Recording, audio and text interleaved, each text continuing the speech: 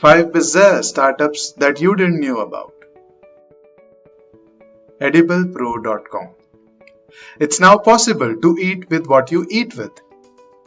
For instance, the spoon made contains carom, cumin, pepper, and salt. Moreover, it doesn't have food preservatives and additives except the taste makers. The spoons have shelf life of more than 3 years and they don't even get soggy until left with the liquid for 10 minutes or more. ये है हबशी लोगों का खाने का perfect तरीका. The dog parker service. Do you feel a sharp pang of guilt when you have to tie your dog to a pole while you go out for some work after walking your dog while they are happily trolling around? You wouldn't be the only one, and Dog Parker intends on doing something about it. Dog Parker offers smart dog houses strategically positioned outside the stores so you can leave your beloved pet in comfort while you shop. Featuring climate control, a pet cam, and clean, fresh comfort-dotting pet parents are loving this Brooklyn-born concept. OnlinePrasad.com. Holy cow! Digitalized spirituality. There are roughly around 33 million gods, 10 lakh temples, and probably less than 100 assorted pujas for different gods and occasions in India. And then is prasad from each of these temples. Not that we seek prasad from each of them, but at least from 10 temples in India like Tirupati, Vaishno Devi, Shetty, etc. OnlinePrasad.com, which is just home delivers prasad from these and many more temples across India, but also organizes pujas and sell spiritual products such as gemstones, rudraksh, idols, etc. The Big Fat Indian Wedding is one of the most traditional and culturally relevant events there is.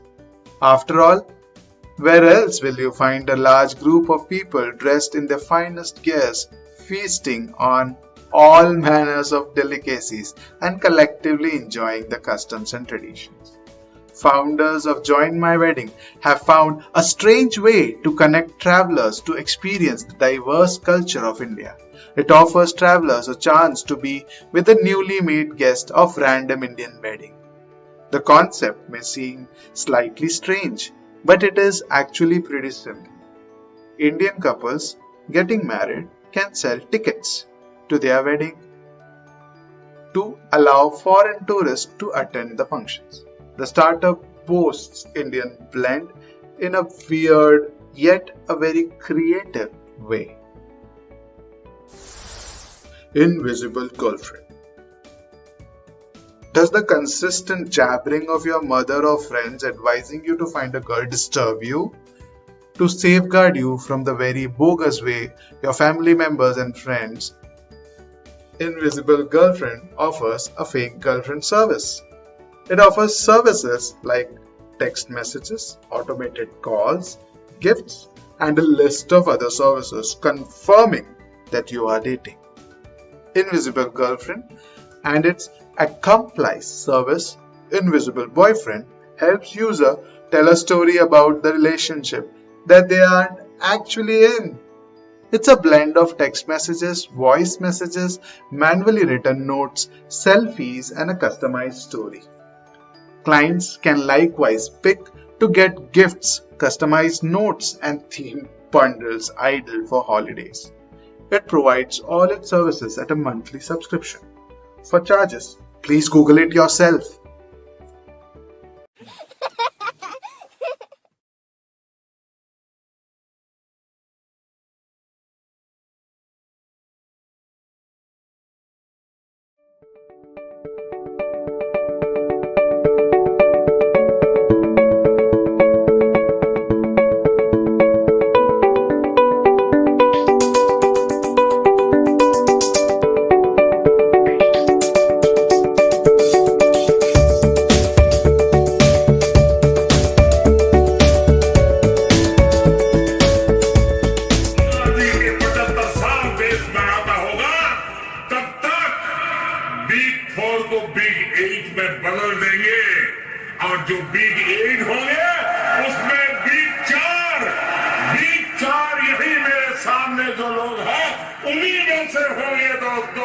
ये सपना हम लोगों का होना चाहिए।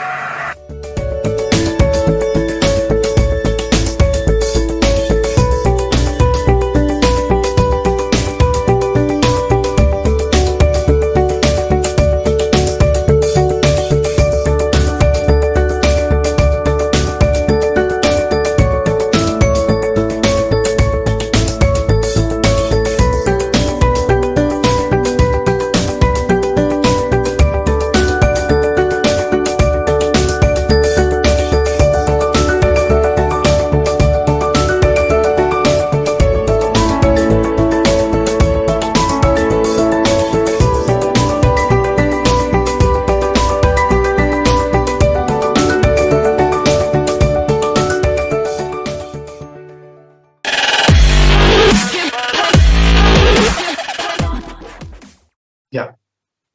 So good morning, dear chartered accountants. Welcome to the Chartered Chat Show. We have a great show lined up for you today, and it's really gonna be a wonderful.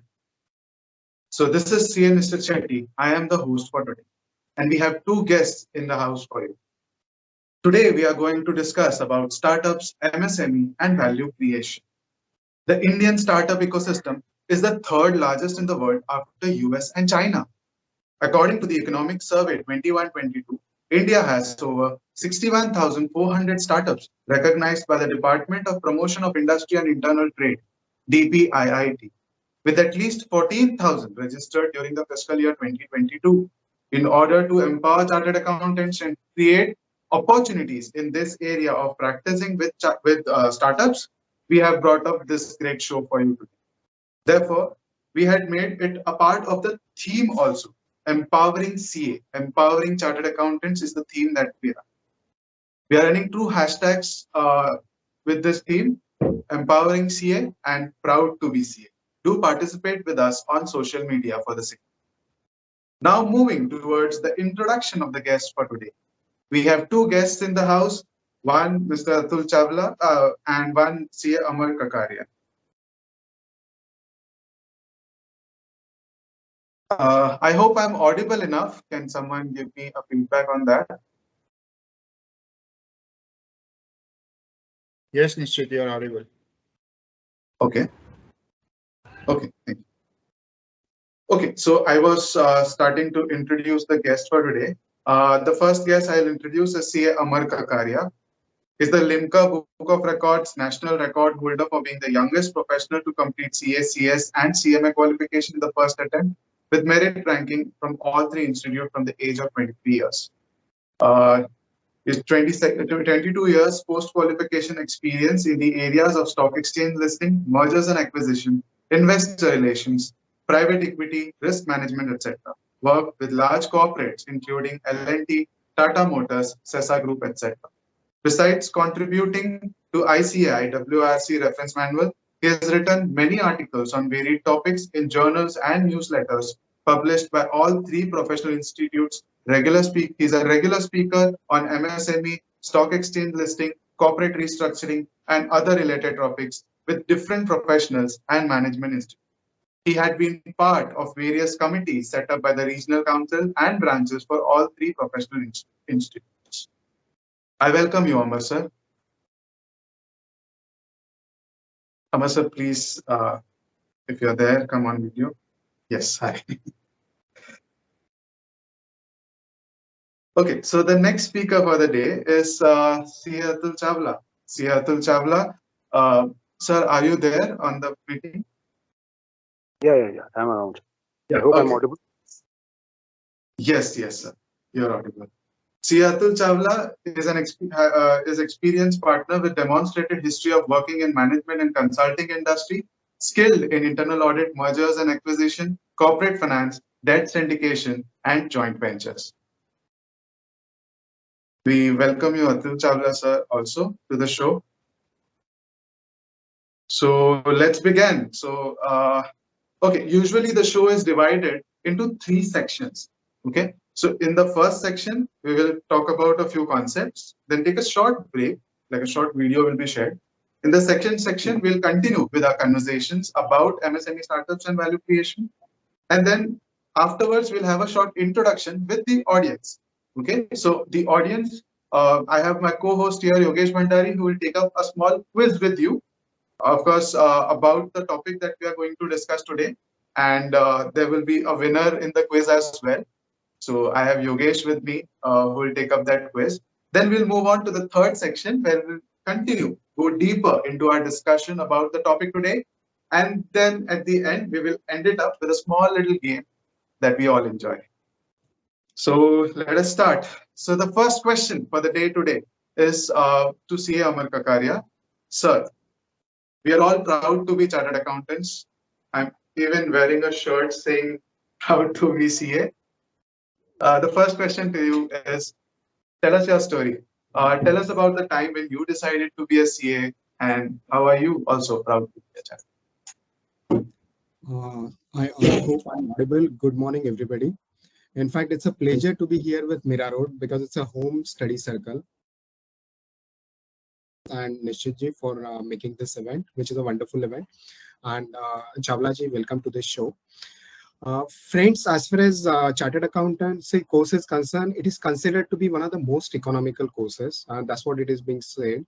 But practically speaking, the basic objective of doing chartered accountancy course, if we see the history, Arya Chanakya, one of the famous economists, had told, two things are important: marketing and secondly, finance. The person who brings the money and the person who retains the money, who utilizes the money. I had done my education till board exams in vernacular language. I was not very sure about my marketing skills, but for sure, I realized that if I'm going to focus on finance, which is going to be the most important thing in the days to come, was one of the booster for me to go for chartered accountancy course. Since I started doing this course, all the people in my generation, in my family, they're chartered accountants at this point of time. And practically speaking, if we see the importance of chartered accountancy, last 2 years, they have been very critical. COVID-19 warriors. But industry is also alive today, and the entire credit goes to the financial warrior, economic warriors. Who are these economic warriors? These are chartered accountants. By using our skills, we have helped numerous enterprises, whether they are small, medium, or large kind of organizations. We might be employees, we might be professional consultant to them. We have helped them to revive, and because of which, at this point of time, they are revived. With every enterprise which is alive right now, which has not collapsed, they are supporting dozens and hundreds of families, and the entire credit goes to the chartered accountants. I'm proud to be a chartered accountant. Thank you.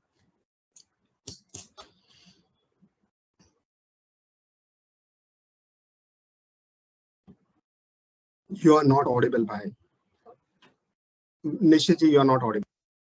Sorry. The same question to Atul Chawla, sir. Sir, tell us about your journey as well. Why did you choose to be a chartered?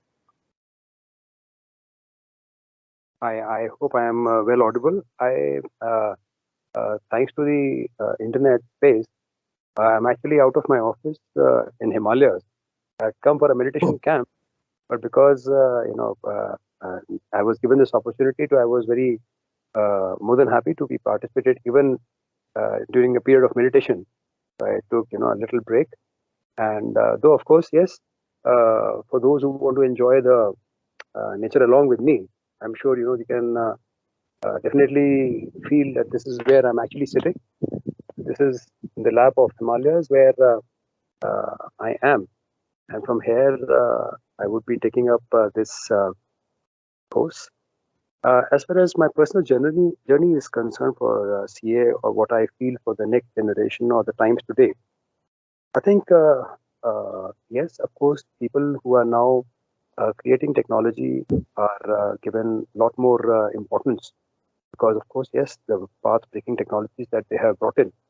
But when I meet a lot of startups, especially the young people who have just come out of their management or their engineering colleges, I think there is a lack of finance that I feel in them, and I think that is where we can proudly say that yes, a good partnership between a technology guy and a finance guy is must to make your startup really a good success. And why do I say this? Because I went to a lot of incubating programs, a lot of engineering colleges, where we meet a lot of young guys who just passed out of their technology course, BTech, or even MBA, young MBAs, who are not so well versed to be financed. and for them creating even a small PPT or creating a small CMA or how they would forecast becomes very difficult and challenging. So I think it's the best time today for a chartered accountant. If you're focusing purely on taxation, of course, yes, that is one area that is full of growth. But I would suggest, at times we hear a lot of, small firms, crying that, small audits are being taken away by the banks or the concurrent auditors and a lot of loss of opportunities being there. But I feel in today's time, this is the best time. If you're not a BTech or an MTech, I think being a CA and the best in finance, this is the best time. You can make money as well because the best BTech brains also need you, because that is how you together go to the investors, you present your case, you can actually make the valuation game best for them. And that is what we are giving to our clients. And I'm sure this is an opportunity which every young CA must focus on. So that is from my side. Thank you so much, Nishchit, for giving me this opportunity, and looking forward for having a wonderful talk today. Lovely, sir. So my next question would be, of course, there are many youngsters who are watching this show today, and they would also want to understand a lot of how do they look at their career. So my next question is very much relevant for the youngsters. Amar sir, tell me one advice that you would like to give to your 20-year-old self. Like, for example, if you had been younger again, what advice would you give to yourself? Nishchit, actually, I'm a person who is just 20 years old with 20 years of experience. So, anyways, jokes apart, the important thing which is happening at this point of time, like what Mr. Chawla has also mentioned, internet yuga is going on, and this is era of technology. Globalization is happening very rapidly, so it is important for all of us to be global. Fortunately, ICA has taken this globalization initiative long ago. We are already having 50 chapters. It is recommended for all of us to use a global scale. Perhaps we can have global clients, we can have global employment. If it is possible, it may be a good idea to go abroad, work there for 2, 3, 4, 5 years. I'm not speaking merely from earning money point of view, but the kind of network what we'll be developing with this global friends, global connectivity, that will be useful in the long term. Globalization is the key, and that can add a huge value for everybody who wants to have a fantastic career in the days to come. Thank you. Great. Globalization is the key. Same question, Atul sir. What is the one advice that you would like to give to your 20-year-old self? Of course, it relates to a lot of youngsters who are watching the show. Yeah. So as I said earlier, also that rather than focusing on less value-added products, like there are lots. I'll not discriminate a particular job. Suppose if you're an internal auditor, or if you're a concurrent auditor of a small branch or a bank, I'll not say that it's a low-paying job, so it's fine. But what I would suggest at this stage is that there are a lot of opportunities that are coming up, especially when we are talking about a startup, especially in this particular session. I have been a central auditor of a bank also. We've been doing a lot of internal auditors, a lot of concurrent audits till now. But now I feel, per se, for me or my young team, I ask them to get specialization in terms of how we can take these startups to the new age, how we can be part of their growth to unicorn. If suppose a young guy, because we have a lot of startups that we are working with, they have very difficulty in preparing the first financial report, or probably I would say first EMA as to what will be my basic cost of input or how much can I grow. I have a very live example with me. I was giving a similar kind of talk a couple of years ago, and from there was a guy who had once created a very beautiful product, but they're having a difficulty in presentation because they could not give a good forecast. They raised 1 crore, it will go to 2 crores or maybe 3 crores, and then we helped them create a bullish PPT. We helped them create a bullish presentation, and because of that, they were able to raise their first seed funding of I think 3 crores at that point of time. So what I'm saying is that there are a lot of opportunities that are coming up for chartered accountants at this stage, And this is the time that we should specialize in those skills. We should specialize on those work areas. How we can be part of the growth of a unicorn. Suppose tomorrow, there are a lot of startups who are now asking us to be, part of their team, part of their partnership, so that we can help them, because they don't want to waste time running around to the investors. They don't want to run around to all kind of seed funds or private equity funds. This is the time when we must create our skills, that we create our contacts, so that we can help them take the client to the relevant startup or the relevant private equity, relevant seed funding, depending who will fund them. That knack, that specialization is must. And that is a great opportunity for all the youngsters today. Great. So your advice to your 20-year-old self would be to seek opportunities with startup, to be part, how to be part of that great unicorn and help them, partner them to develop that. Of course. So, okay, so we will start with discussions about the topic that we are here for today. And of course, the topics are broken down into three parts. We'll talk something about MSMEs, we'll talk something about startups, and also value creation for these startups and MSME sectors. I'll just share a brief definition about MSME in the start, and then we'll move forward to the discussion. What is an MSME? The classification is manufacturing enterprises and enterprises rendering services. Micro would mean investment in plant and machinery not more than 1 crore and annual turnover not more than 5 crore. Small would mean investment in plant and machinery or equipment not more than 10 crores and annual turnover not more than 50 crores. Medium would mean investment in plant and machinery or equipment not more than 50 crores and annual turnover not more than 250 crores. Okay. So with this, we move forward to the question. Amar sir, the question is for you. Who can be registered as an MSME? Of course, there is a criteria, but ideally, what businesses should be registered as MSME? True. In fact, you had already given the definition. There are two categories which can be registered, manufacturing as well as services. It is not allowed as MSME, trading outfit, trading firm as an MSME. All kind of firms, whether they are proprietorship firm, partnership firms, private limited companies, LLPs, everybody can be registered as a MSME, provided they're either manufacturing unit, they're having manufacturing unit, or they're a service provider. The criteria is simple. If 1 crore, 10 crore, 50 crore, the definition which has been given in terms of investment, and sales turnover limit can be 5 times of that. So if you are meeting the criteria, you are eligible to get registered as MSME. Wonderful. The next question would be, why is there a need to register as an MSME? How does it help us? What are the benefits? Does the government support for any kind of survival of the company? What is it?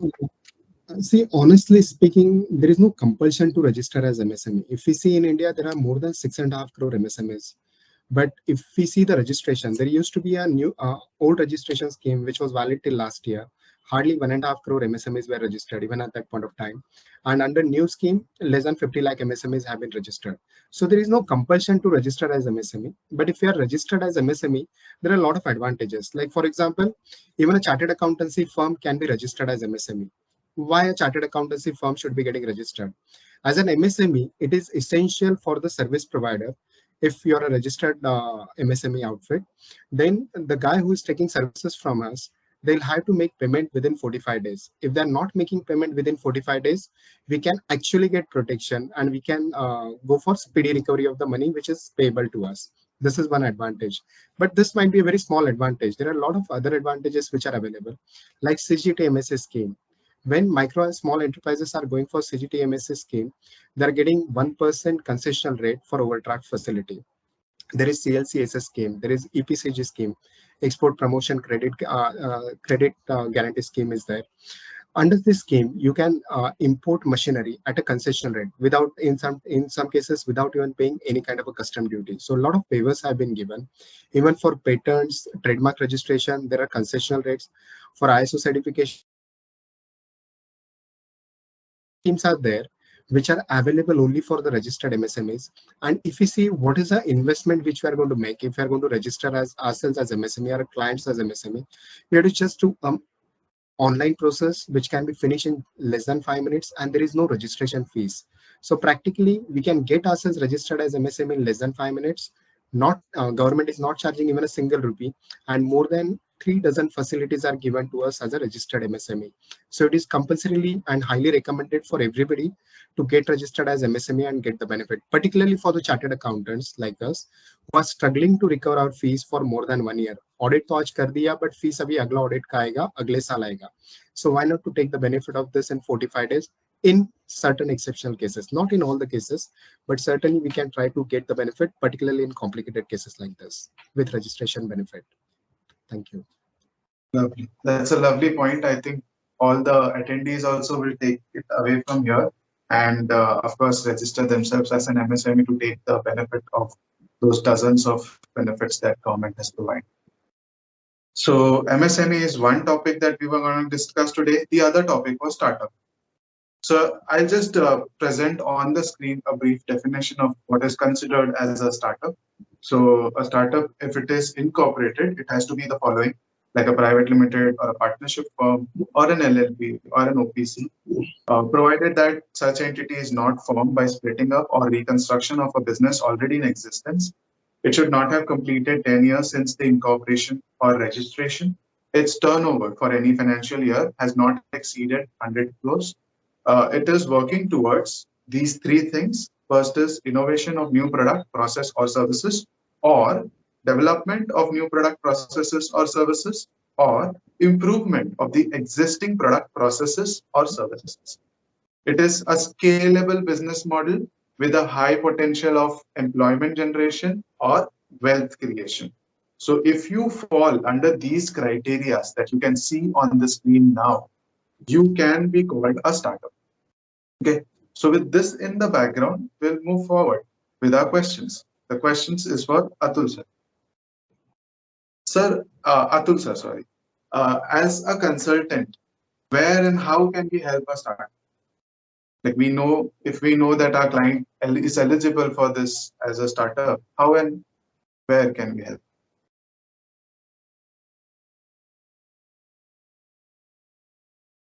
I am unable to hear the audio. So you're on mute. Yeah. Actually, in last couple of years, we had a chance of being part of a lot of incubation programs. A lot of colleges and a lot of even the government has started this initiative at Nishchit. I was part of that as well for a couple of years. So what happens is, I think first we'll have to explain to the entrepreneur that how he can be a part of a startup journey itself, especially when we're talking about the definition of the startup, the definition that you've already given on the screen. About the product, services, innovation, redevelopment, or probably, so just being in any kind of business does not make it a startup. So that is something which is very confusing to a lot of people, and that is what, as part of the incubation programs, it is very important. And I think that is an opportunity I've been trying to say again and again for a CA, where he has a chance of meeting a lot of clients, he has a chance of meeting a lot of startups. That is where he has to tell them that you are doing a good job, but probably if he'll go to a DPIC or just go to an ministerial board to get certification, probably they may not acknowledge you as a startup, or they acknowledge your services as a startup, or acknowledge your services as any kind of innovative service. So I think what is needed is that, we as the consultants, we as chartered accountants, we as the incubators, I would say, we must, create that kind of awareness among the clients as to how they would become a startup, especially in the definition of the government. How they can actually give that kind of an innovative product or a service that is, of course, scalable. But every business man cannot be a startup, because we come across a lot of people actually, who would have created something out of Facebook marketing or something out of Instagram marketing, or probably they must be using Instagram for a marketing per se. And then, they would say that, yes, they were also kind of startup. So to make that balance between if they are they would get that kind of a certification or not. I think that is where our role becomes even more important as to how we can create that kind of awareness among the client, that how he has to present his case, especially either it can be in front of the investors, or in front of the government body, or it can be in front of any incubating sessions. There they have to understand how they can actually be a startup despite using marketing tools. So everybody who is selling cannot be a startup. Everybody who's selling only by using a Facebook or Instagram is not a startup. So I think it becomes more opportunity for us if we are able to present that case in front of the seed investors or the private equity investors or even the venture capital funds. And that is, I think, where we are working from last couple of years, and still I see a lot of opportunity. So one aspect of it is when we start, when we talk about it as a startup. The another aspect would be when we talk about the startups as an investor. So how do chartered accountants play a role from the side of the investor? How do we help them identify proper startups and to deal? So that is where, especially today, what happens is I have seen a lot of people, as I was telling earlier also, who may be management pass outs or who may be just BTech pass outs, and they may not be comfortable even preparing a first, forecasting table of the next 3 years, 5 years, because probably, for them to evaluate the cost, breakdown of the cost, especially from the point of view of the financial structure. Because for them, probably a debit credit is also something which is very remote. They may not have even heard about. So for them to create that kind of a structure that will be presentable to the investor is a challenge. So this is one where we work from the startup point of view.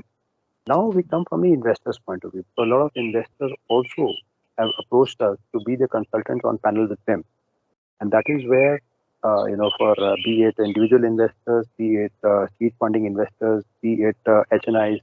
A lot of these people also hire you to evaluate if this particular startup is it worth from the point of view of the scalability that they are showing, from the point of view of the money that they are asking in terms of the equity that they want to shed off.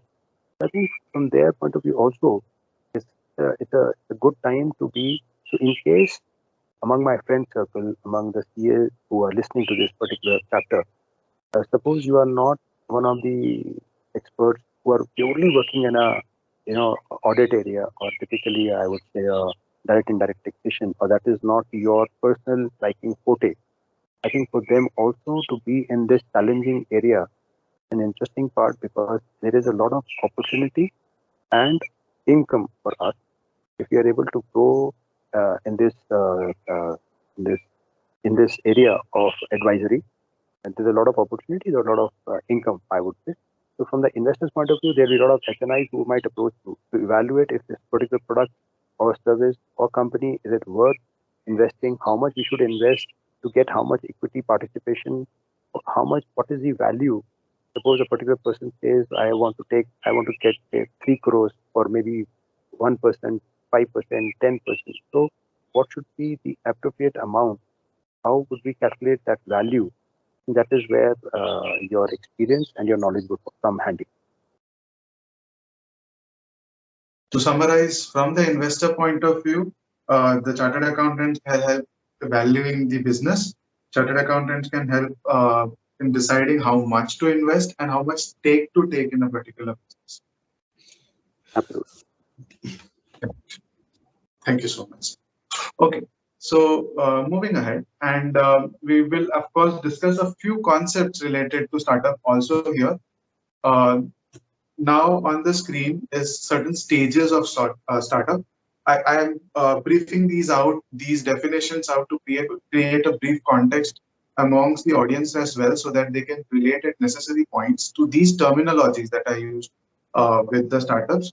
The stages of startups can be the ideation stage, that is the first stage, wherein they identify the gaps, utilize their own experience, have a market research, and analyze the idea at various aspects. So the ideation stage is the stage where the startup is built, the first stage. After ideation, there comes validation. Validation is where they create a minimal viable product, that is an MVP. As the name suggests, it's the most basic structure of the actual product or services that they want to create. Then they launch it. They implement a pilot version of their minimum viable product. They evaluate whether it is functional, whether it can generate the necessary revenue, and it can be really useful for the real world. And as per the results, the overhaul of the product can be created. Then comes an early traction stage, where maybe the product starts rolling, cash register starts ringing, that we say. You start earning out of that product. The key performance indicators like user growth, the hiring, the quality controls, the inventory management, all those things are focused upon by the management. Um, it's a very crucial stage, the early traction stage. The decisions at this stage can lead to the make or break situation of a startup. The entrepreneur needs to focus on the issues at hand in this stage itself and stabilize the operations of the startup to gain the trust. So once everything is in place, the trust amongst the audience and also the stakeholders is gained.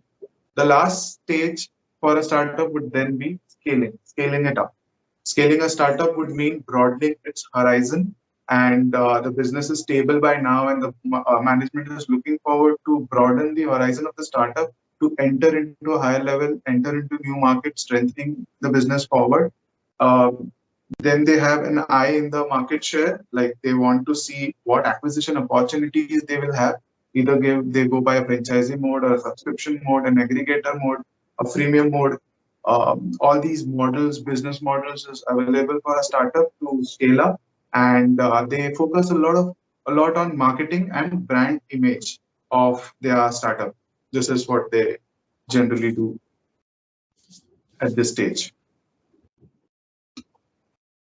Okay, so after getting a brief overview of certain things about a startup, the discussion that we are having today comes to a very important point here, is what is the distinction? Amar sir, I would like you to take this up.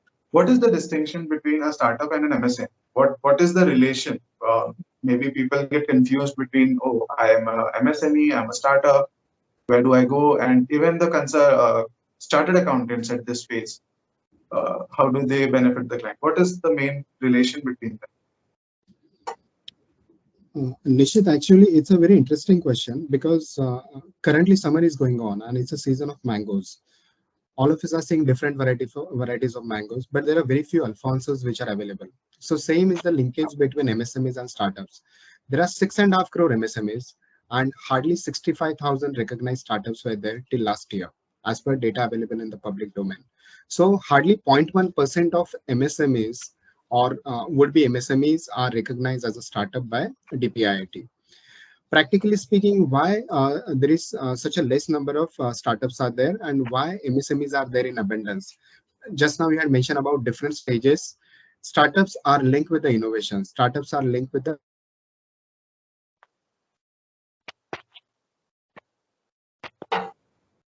anybody can start MSME at any point of time. This is not a case with startup. The kind of advantages what government has offered to startup, there are more than 100 advantages, 100 different concessions which are available. And startupindia.gov.in is a fantastic initiative which government had taken to give teams in a consolidated form on startup portal. That is not the case with MSME as well.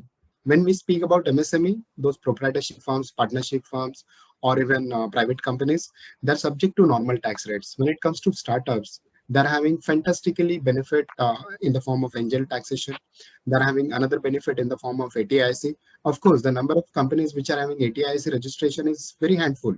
Less than 500 companies might be having that benefit across India, but there are benefits wherein companies are getting 3 years of tax neutral holidays, zero tax holiday out of 7 years, which is not possible in case of MSME. So as far as startup is concerned, this is something which is much elite position. They're at a much elite position as compared to normal MSME. But under all circumstances, those MSMEs which are there, if we had seen the original definition which you had shown on the screen earlier, The MSME maximum turnover is 250 crore rupees, right? In case of startup, maximum turnover has to be less than 100 crore rupees. So essentially, unless there is additional investment which is made in the plant and machinery, except that on turnover criteria, every startup will be part of MSME, but vice versa is not true. Not every MSME can be a startup. Correct. So with this, we come to the end of the first section where we briefly discussed about MSME startups. I would now request the co-host Yogesh Bhandari to share a short video that we have prepared with the audience. This will act as a small break for you as well.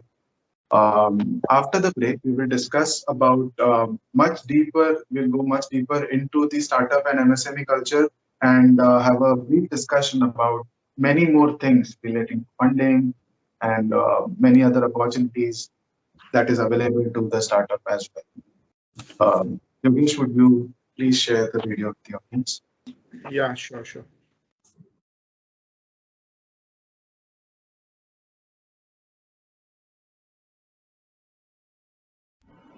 Hello, this is CNS Shetty, and I am on a mission to empower chartered accountants.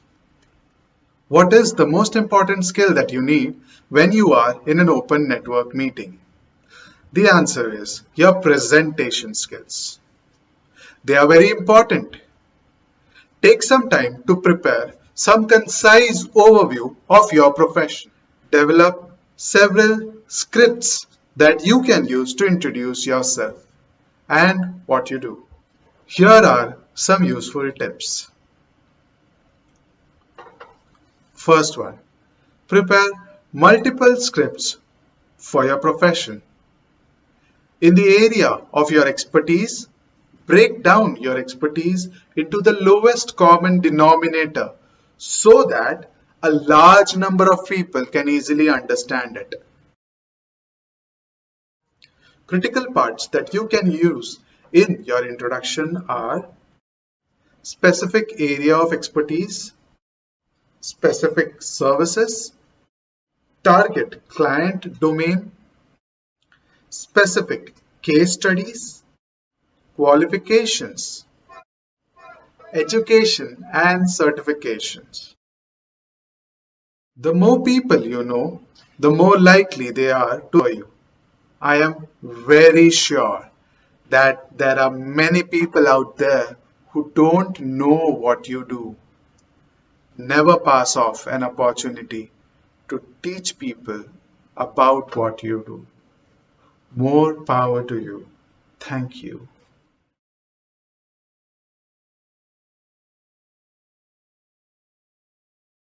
Okay, so we are back. So in the second section, we will, of course, be dealing upon various important points. We're touching upon certain points.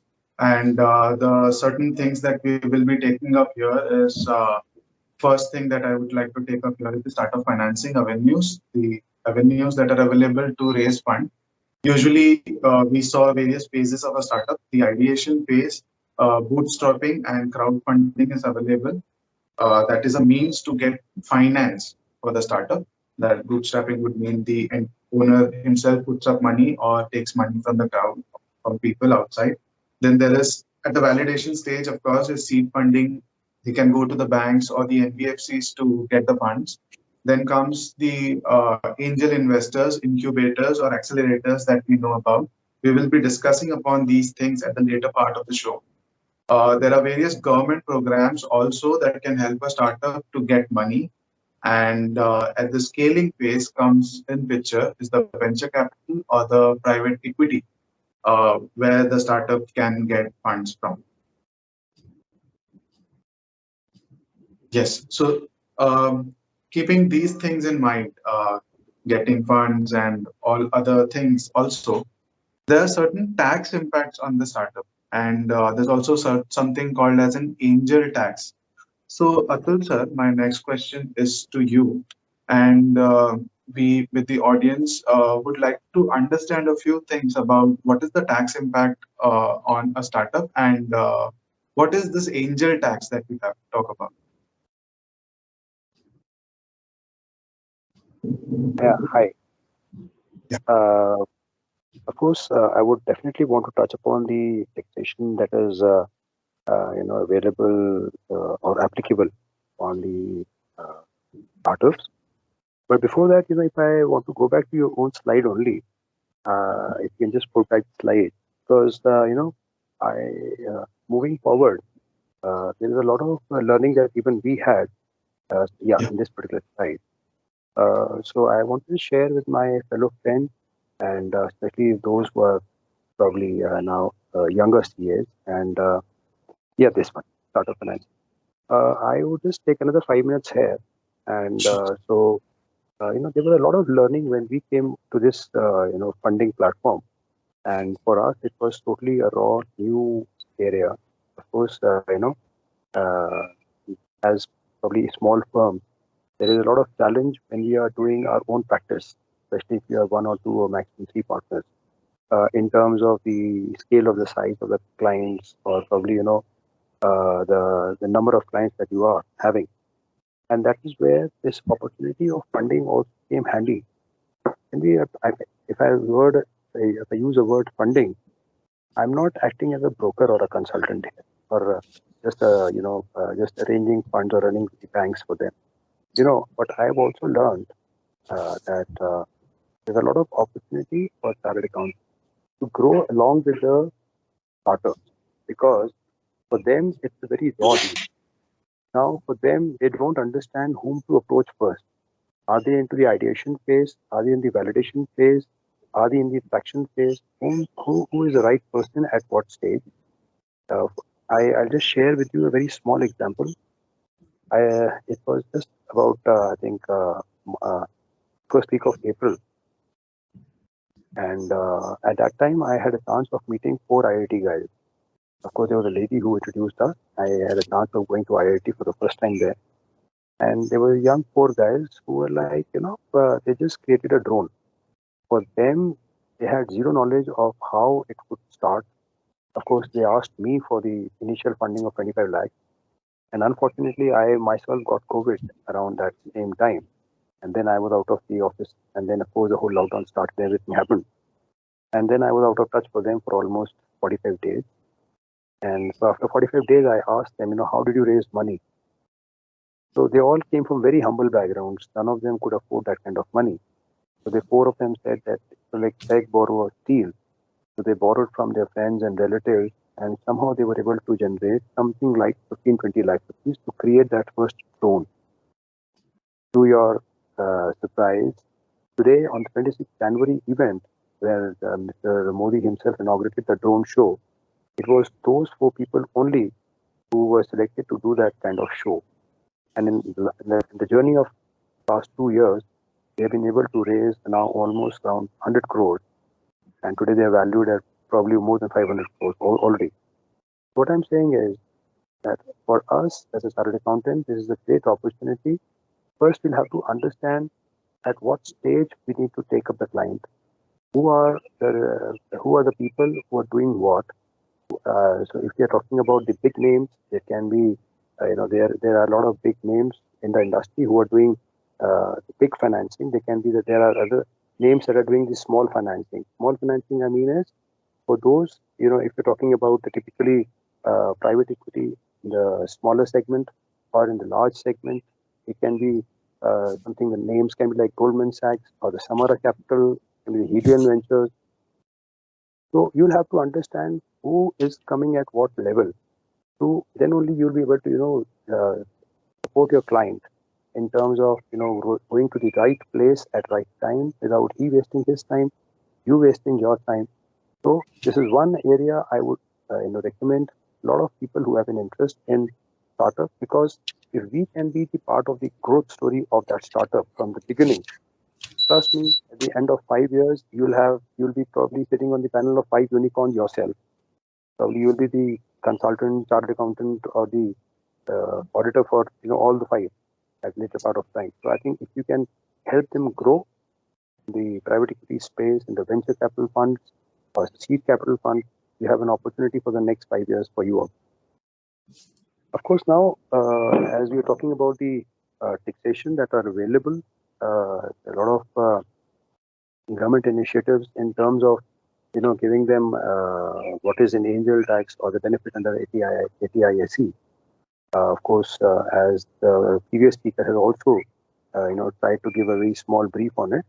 Of course, we do read about it that now the scheme is valid from almost those who have registered between April 16 to 31st March 2022 for the companies, private limited companies or LLPs who have got themselves registered.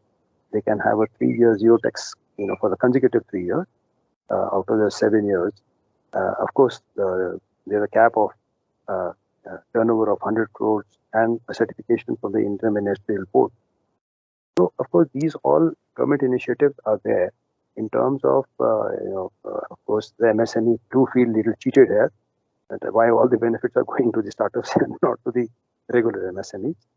And of course, there is an angel tax. Now, the angel tax is again something which is very, interesting because, of course, there is one more benefit that is in terms of Section 54EE, where you can invest of your long-term capital gains in the government funds, which was earlier restricted to a few assets. Now, that has also been part of the benefit to the startup. And then there is an angel tax of 30.9%. Now, what happens is, in most of the cases, in fact, I'll share my personal story also. When we had created our startup some couple of years back, and we did not get ourselves registered, just because of that, even we had to, face this kind of taxation by the income tax department because we did not have that registration with the Interministerial Board, and because we were issuing shares at a premium.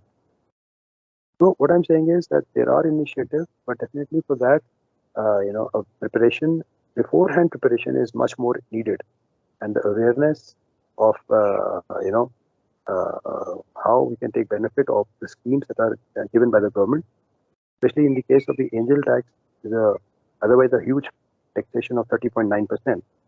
But only because what happens is the investors or the company feels that since we have a huge opportunity that we foresee in the next coming years, we want to issue shares at a huge premium because you don't want to dilute your equity at the early stage. But what happens is the government sees that you're getting a lot of money.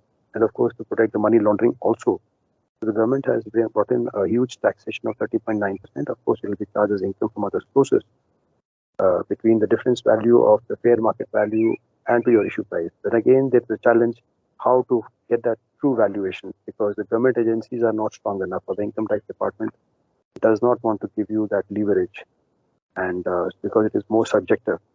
So there, I think your expertise of creating the right valuation for your client is again one opportunity that if you can, learn the art. If I say the valuation, I would say it's an art of preparing the valuation because it is very subjective. All the factors that we are using are highly subjective, and from a company point of view, from a startup point of view, we may foresee a tenfold growth, and that is why he may charge a lot of premium. But that may not be in the traditional way of how we create valuation, especially what we have been taught in the books. So there is a lot of challenge here of getting the right figures. Yes, there is, in the last couple of years, the angel tax has been diluted to quite a lot extent because, especially for the smaller startup, if you have a startup whose paid up capital is less than 10 crore and where the investor that is coming in, his net worth is greater than 2 crores and income of more than 50 lakhs, and you have a DIP certificate, then this angel tax is not applicable. So this is quite a relief to the smaller startups, but there is still a challenge for the large companies who have grown beyond 10 crore paid up capital or who want to approach the bigger HNIs or bigger funds. So this is, from the taxation point of view, there are few things that one has to learn before he can advise the startup.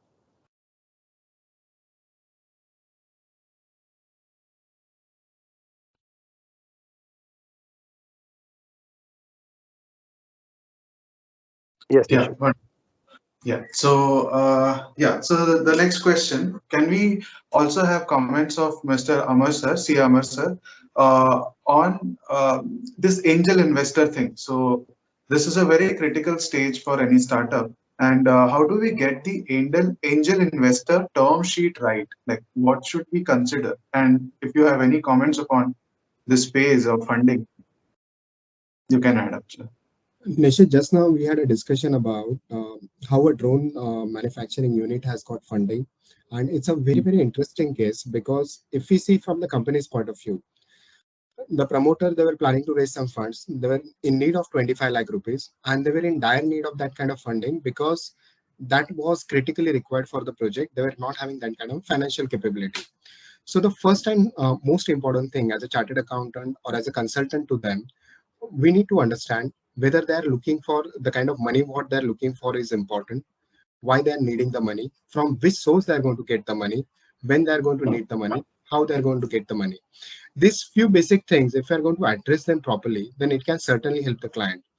There had been a lot of cases. In fact, some of the cases are in the public domain as well, wherein the startups had got the money, but the source of money was not disclosed properly, and subsequently they were banned. In fact, many of the companies that got Chinese funding, and those companies, those startups are facing the hit at this point of time.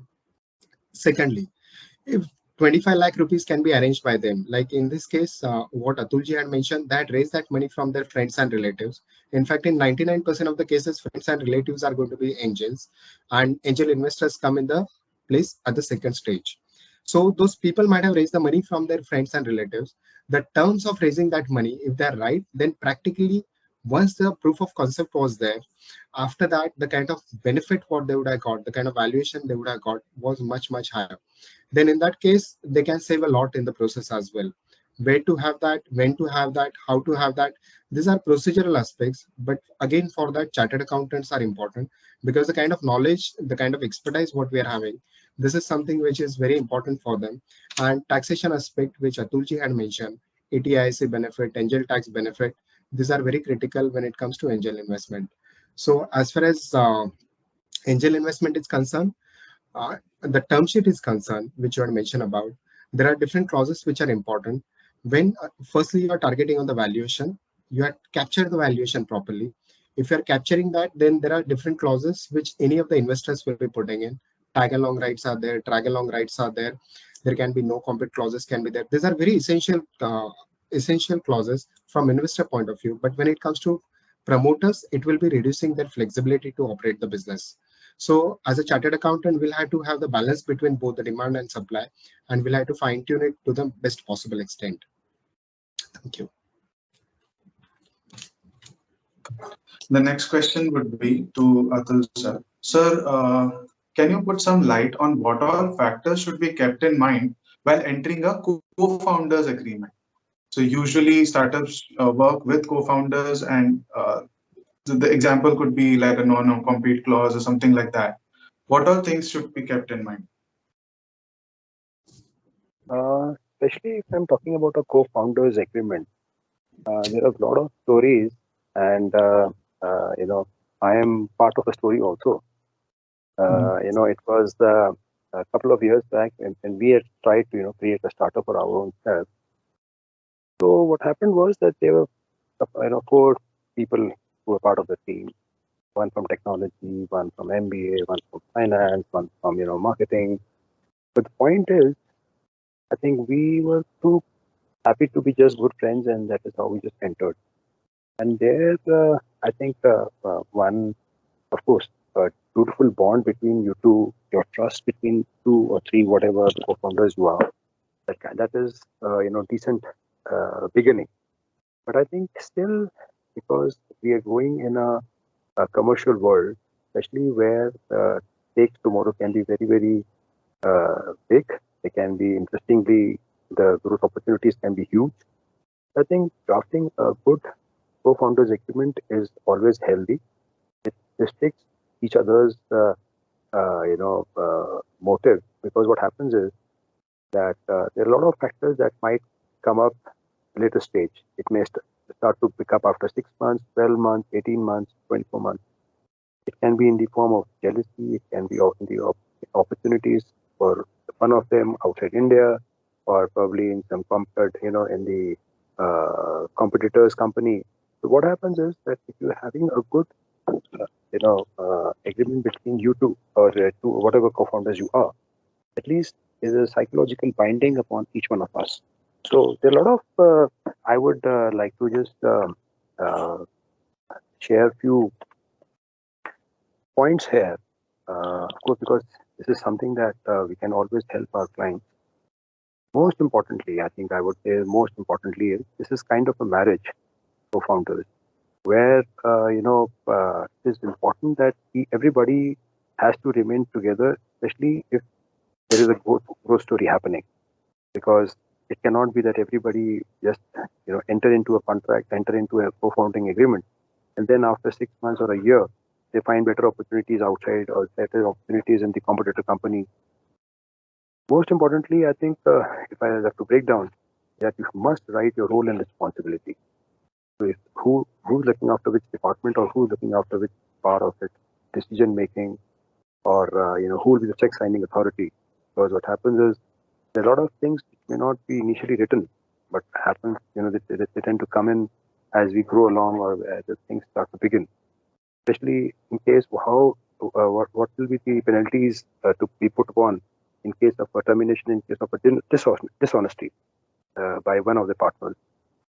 I think the equity breakdown is very important, and how they will be, what will be the targets fixed for each other, what kind of intellectual properties they bring in on table, how the fresh issue will be done, what will be the milestones that will be fixed for each other, target based, and what happens is because intellectual properties are being created by the company, of course, founders are putting their own bit of it. But then the intellectual properties then are owned by the company and they are not owned by the partners. So the one has to avoid conflict of interest on that also. Especially an important I've seen in our own case also was the exit clause. What is the exit clause that needs to be put in? And or probably if somebody wants to exit the company, there should be a right of refusal by the other partners to buy the equity first. Because this is also one gray area where a lot of firms, they do come together to create a good starter, but eventually they fail because of very small nitty-gritties or small misunderstandings or small, I would say, suddenly the growth comes and suddenly all of them want to just, eat the whole. It's like, eating not the cake, but spoiling the whole cake actually. I think in the co-founding agreement, all these clauses of restrictions on transfer, valuation of shares, right of first refusal, non-compete, this is one of the most important things.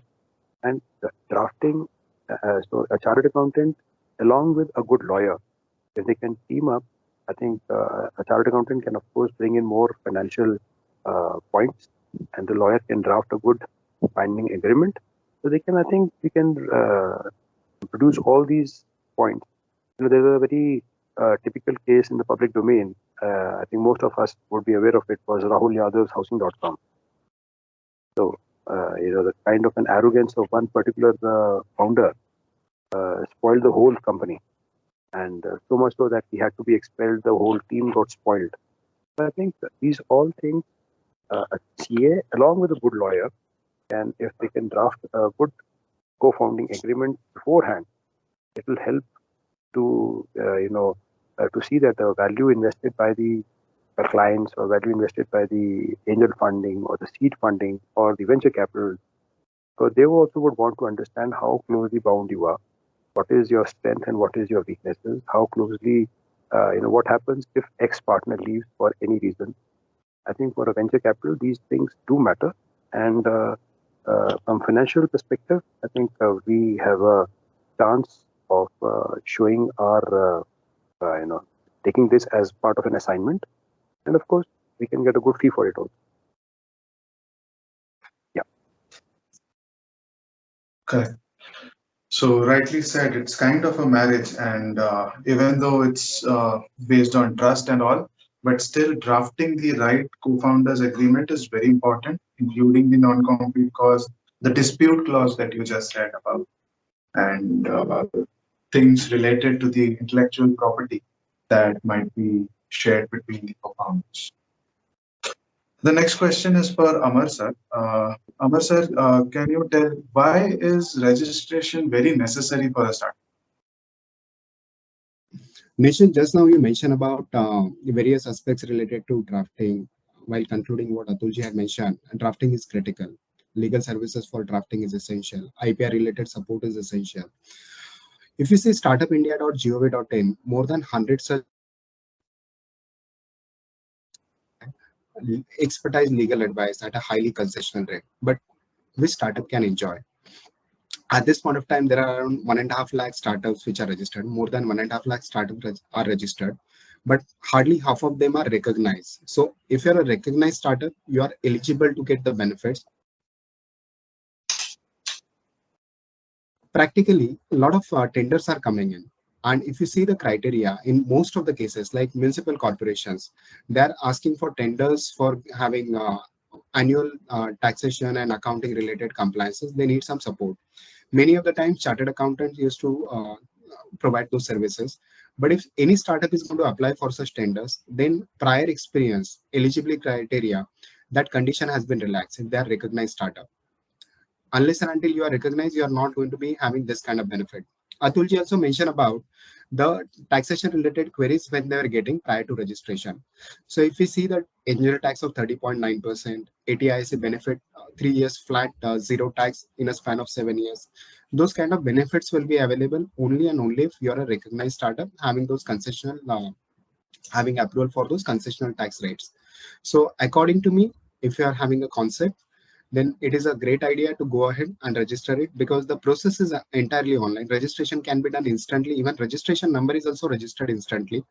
The certificate is given after proper verification and recognition process is done afterwards.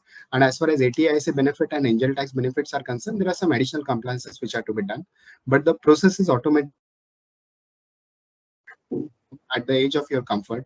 And there are quite a few chartered accountants who are providing expertise and professional services on this. So this can be a great avenue for all the chartered accountants who are exploring this kind of a possibility. Wonderful.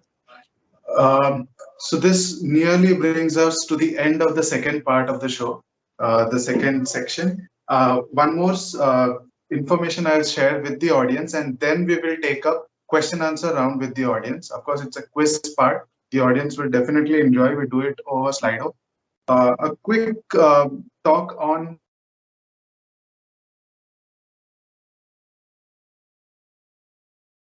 and how do you do it for the clients?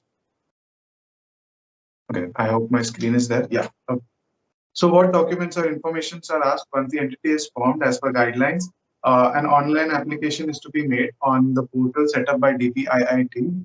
The application shall be accompanied by the certificate of incorporation and a write-up about the nature of business, highlighting how it is working towards innovation and whether development or improvement of product processes, services, or scalability in terms of employment generation or wealth creation. So there are multiple factors on which a startup can be made. So a brief write-up about that should be given. The DPIIT may, after calling such documents and information, making inquiries, if it deems fit, it will recognize the entity as a startup or reject the applications while after providing necessary reasons. If you get the registration, you should also get an ATIAC tax exemption. Post getting a recognition as a startup, you may apply for the tax exemption under ATIAC of the Income Tax Act. And this will help you avail the tax holiday that we are talking about, the 3-year consecutive financial year out of the first 10 years since incorporation. The eligibility criteria for applying for income tax exemption under ATIAC is that the entity should be recognized as a startup. Only private limited or an LLP is eligible for this exemption, and startup should have been incorporated after 1st of April 2016. Certain more registration, Startup India for startup is tax exemption under section 56, that is the angel tax that we are talking about. Post getting the recognition as a startup, they may apply for angel tax exemption. The eligibility criteria is of 56 of the Income Tax Act is that the entity should be a DPIIT recognized startup. The aggregate turnover and paid up capital should not exceed 25. What is the process to apply online for startup registrations in the DIPP? Basic details are asked: entity details, address details, authorized representative details, director, partner details like PAN address, etc. And you have to mention the startup activities. What is the process to apply online for startup registration? There are four basic questions that are needed to be addressed. What is the problem the startup is solving? How does the startup propose to solve this problem? What is the uniqueness of the solution? How does your startup generate revenue? The entity which is planning to get registered should prepare the answers for the above for these questions. So also what is very important is the patent, copyrights, and the IPRs, intellectual property rights, that we were talking about in this show today. If the entity has registered and got patent, trademark, copyright, design, or plant variety, if the same is registered and applied, it needs to provide the application number to the DIPP. Further, it needs to answer the questions if the startup is creating an innovative product or service, and if the business model is scalable with high potential of employment and wealth creation. So it has to answer this question as well. The process is online. They have to provide the website link, the investor pitch deck, and introduction video links. And all the above information, once it is provided, it usually takes 3 to 7 days to process and receive the certificate if all the information is to the satisfaction of the authority as per the rules framed by the IP. So this is all that we have for the registration of startups. Now we are moving ahead to the break, and in this break, we will be interacting with the audience. My co-host, CA Yogesh Bhandari, will take over.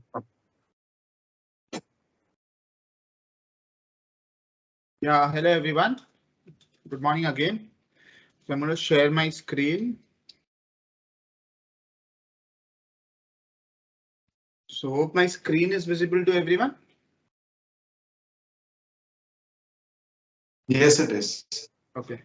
So what you're supposed to do at this point of time, you're supposed to go to your Google Chrome. On the URL type slido.com, which is reflected on your screen.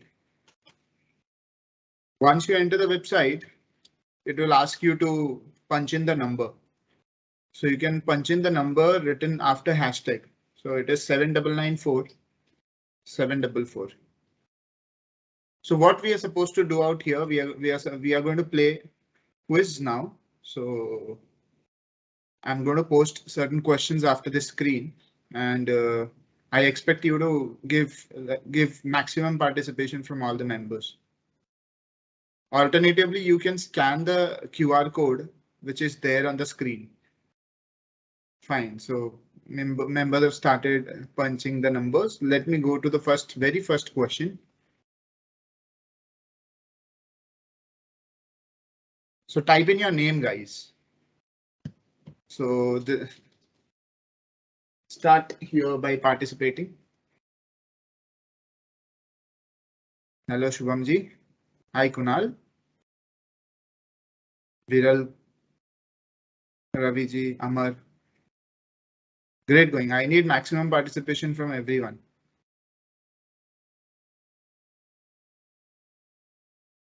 Come on, we have almost like 27 participants, and this is the only time you're not supposed to lay back. You're supposed to type in. Hello, Sharad ji. Hello, Mahesh ji. Great. So meanwhile, I'll push off to the next question. Members who have still not able to log in, details are entered on the left side of the screen. Just enter the URL and numbers. So I'll move on to the next question, which is again not a quiz. You just need to tell us, what do you do? Are you into practice, service, or business? Okay. So maximum members are into practice. Oh, someone from business is also here.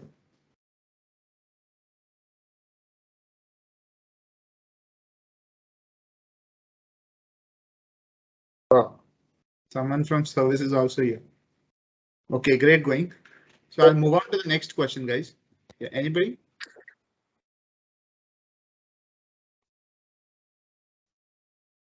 So here comes the quiz. So we have 30 seconds to answer this question.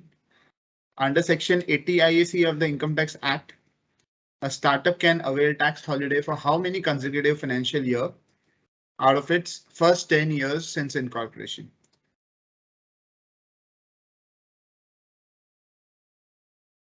Last 10 seconds, guys.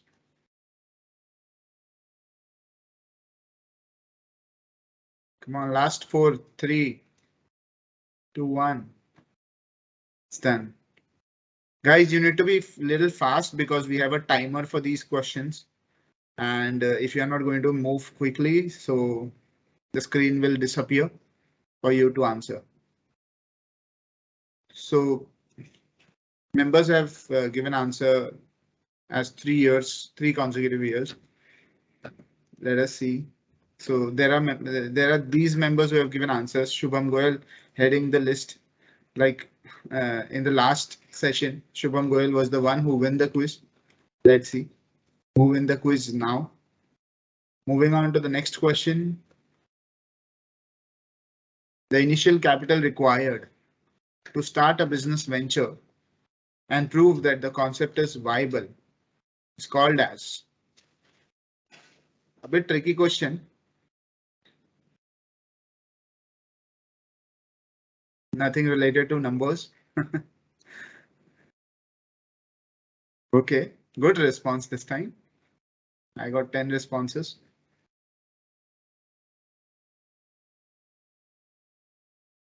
Fine, members have given answers as seed capital, and it's the correct answer. So people are very smart here. Not even a single one has gone or given wrong answer. So Shubham Goyal again heading the list. How Shubham Goyal is again heading the list is because of the timer. So even if you have given right answer, if you have not been the quickest, you will still not head the leadership board. So moving on to the next question, guys. Fastest finger first. What do we mean by lean startup?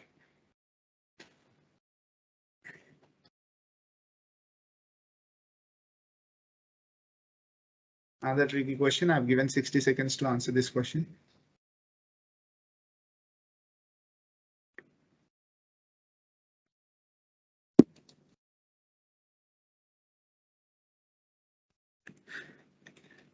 We are left with 30 more seconds, guys.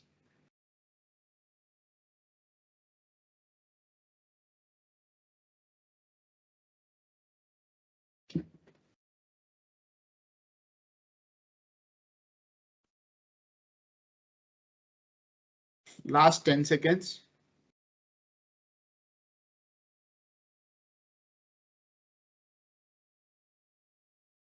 5. Time's up. Members have given multiple answers, but I guess maximum members have given option 4. Let us check the correct answer. Option 4 is the correct answer. So the strategic approach to building new businesses based on a belief that entrepreneurs must investigate, experience, test and iterate as they develop new product is the correct answer. So now moving on to the last question for this particular session. On the leadership board, again, Amar is the one who has surpassed Shubham. So let's see who wins the last question. Section 56 of the income tax, that is angel tax, will not be applicable if the aggregate amount of paid up share capital and share premium of the startup after proposed issue of shares, if any, does not exceed.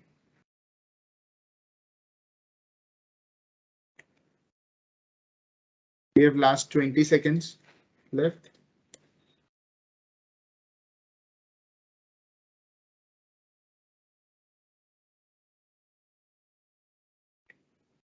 Last 10 seconds, guys.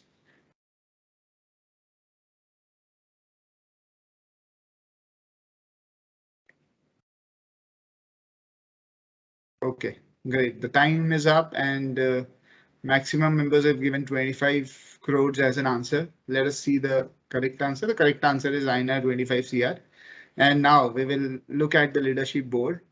Who has won? Amar, Shubham, or so Amar is the winner this time. So congratulations, Amar, for giving your best shot for this participation.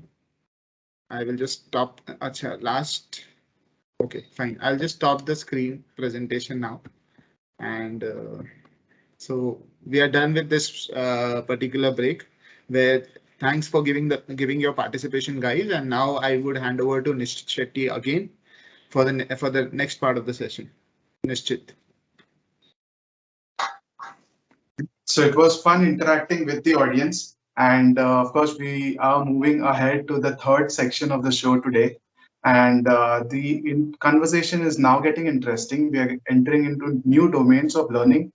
Maybe some terminologies we've never heard before, or someone may have certain problems understanding this. We'll ask our guests to help us in this.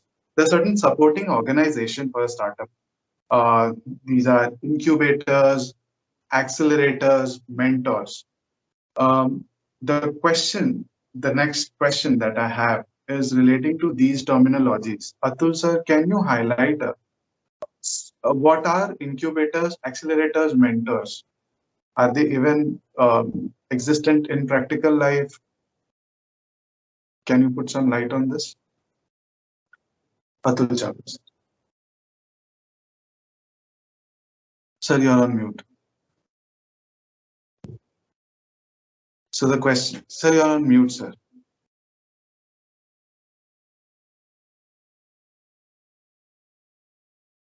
Is it audible now? Yes, it is. Yeah. We're talking about terminologies called accelerators, mentors, or incubators. I think all these terminologies are practically there. We are mentors ourselves. We are definitely incubators also for when we do these incubating programs. Especially, I've been since now it's been over last 2-3 years that we're working hand in hand with a lot of startups. I think we can confidently say that yes, we've been, how we are helping these startups both in terms of incubating them, accelerating them, or guiding them. Because as a part of the Nisbet also, there's a government agency here where the Nisbet was, creating this kind of programs of inviting a lot of people for incubating programs. So what happens is a lot of people, they feel they are startups, but then as per definition they may not. Or a lot of people who would have had a good business plan, yet they may not have a good presentational skill, or they would have created, they have a good business, program also. Somebody from a BTech or from a management program, but then they may not have a proper documented action plan in terms of, because as a finance guy, suppose even if you are, there are a lot of people who are there. How will they analyze a project? Suppose if I have to finance it, how would I analyze it? I would definitely ask them, give me some numbers. How much, if I give you say 10 crores, 2 crores, 5 crores, 100 crores, what will you do? You're asking me this kind of money. What will you do? You don't end up, burning the money.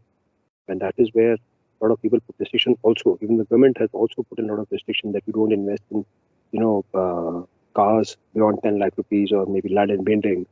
The whole idea is that the money is not wasted, it is not drifted, it is not put in money laundering.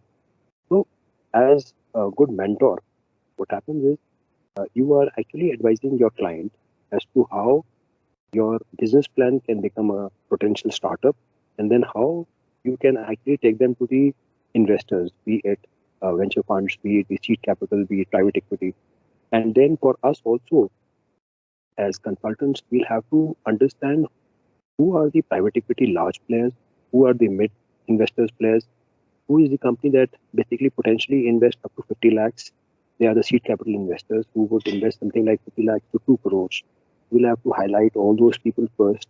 Then we'll have to highlight typically investors between 2 crores to 20 crores because they're all bracketed. It is not, it's something like a Blackstone will not invest something like less than 20 crores or 50 crores in a project, or something like Edelweiss, or something like, there are a lot of other big players. So every company has a focused target, client. So they want to invest between that segment. So the consultant as professional mentors, you have to gain that expertise and relations that you are able to advise your client who is to be approached. Because a lot of time we waste in approaching the wrong guy. I might be running for a Blackstone for investment of 5 crores, which is, waste of time. But by the time I'll reach the right person at Blackstone, he might say, no, you're following the wrong guy. So as a good mentor, I have to advise my client who is the right finance institution. Do I need to go to my friends and family first for a 10, 15 lakh or 5 lakh? Do I need to go to a seed capital, registered seed capital funds, which are typically the AIF funds that are not registered with SEBI? They are the people who are typically investing between 50 lakh to 5 crores. So I should also guide them to go to a registered AIF, and so that they do not, tomorrow manhold your company. They don't take over your company. They invest, fooling you by investing 50 lakh. They take up almost 75% of equity, and probably they kill the growth only. So as a good mentor, I have to understand from the guy who may not be so good at finance. So it gives me an opportunity to, advise them what is a probable good value for your company.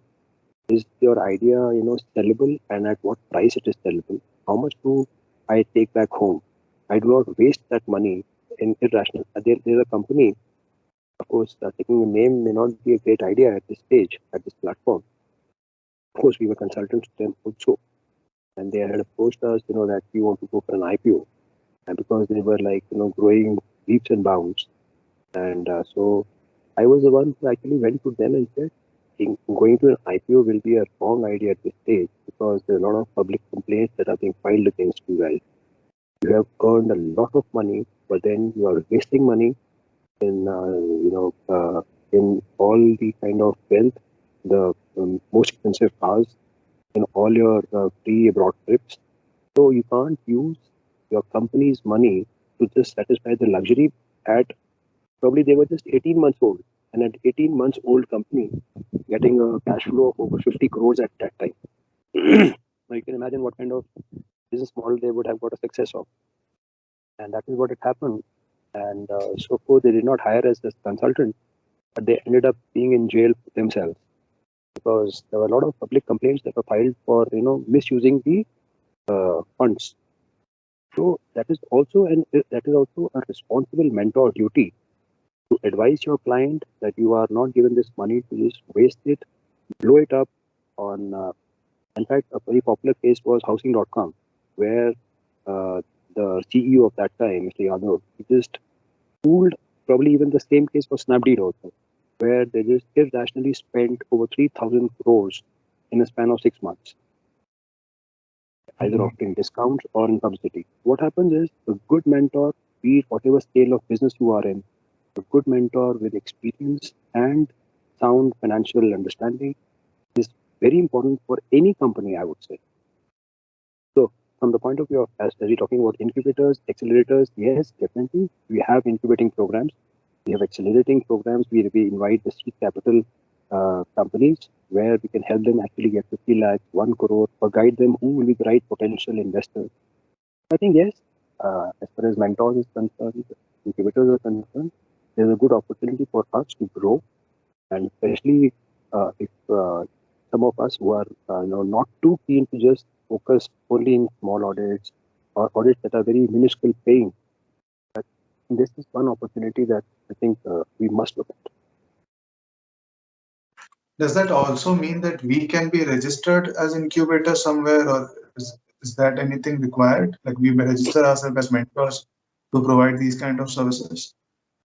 There are a lot of places that who are registering you as professional incubators also, and Okay. like in the startup the government's website. In fact, there are now people who are doing typically trademark registration or patent registration. They have a list of authorized people who have become part of, who have become empaneled themselves on the government side also. And so yeah, there are places where you actually register yourself also. And but beyond that also, I think if you are well connected or if you can really pitch yourself, pitch your services well, I think there's a lot of scope around us.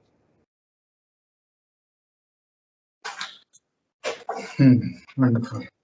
Okay, we'll also touch upon one more important concept that relates to the government schemes that are available to startups. Of course, it's not possible to cover up everything in one single session, but some highlights, if you could give the initiatives of the government for startup. What are these, and how can we help our clients with this? How do we identify the right client? What thing is available? Maybe a general overview, sir, on this. Yeah, actually, if you can just hold this slide, because I think you've covered most of these platforms yourself. And so in most of these sites, if you're a startup or if you're a mentor or if you're a consultant, I think at most of these sites, a lot of places you can see that how do you become a registered consultant, or you become a registered trademark people in terms of government, or the Mudra loan that is available by the government. So I think from the consulting perspective, I think to understand these platforms is very important, especially if you are in the seed capital funding, especially like SIDBI has got its 2,000 crore government channelizing co-financing platform, where along with just like we have a CGTMS scheme, which is of course very old scheme for the MSME. So there are a lot of co-funding platforms for the startups, including one that has been started by SIDBI, and other platforms, as you have mentioned, is Startup India or the Mudra loans that are there. I think in all these platforms, depending upon the kind of industry that one person is, the kind of the amount that is looking at, I think as a good mentor, as a good consultant, I think a broad understanding of these sites, government facilities, the government agencies, who will be helpful at what stage, and what are the benefits that are being given by the government. I think they are very important for us to grow our consulting practice, and that is what we are trying to do, at least from our own firm. Great. My next question is to Amar sir. Amar sir, another mode of acquiring capital is through getting listed, and MSME listing is yet another topic that we should touch upon in this session.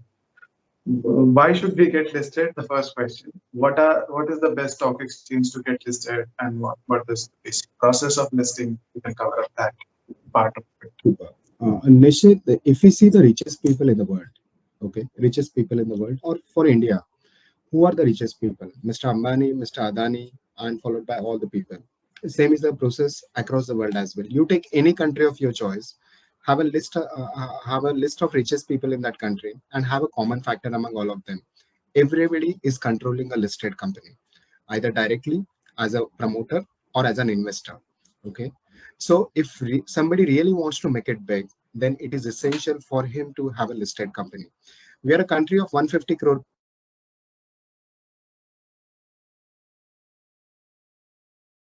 Abundance. We are having all kind of resources which are available in abundance. But if we see listed companies, how many are there? Hardly 5,000 companies. Out of those 5,000 companies, how many companies are there which are having active trading on daily basis? Not even 40% of that.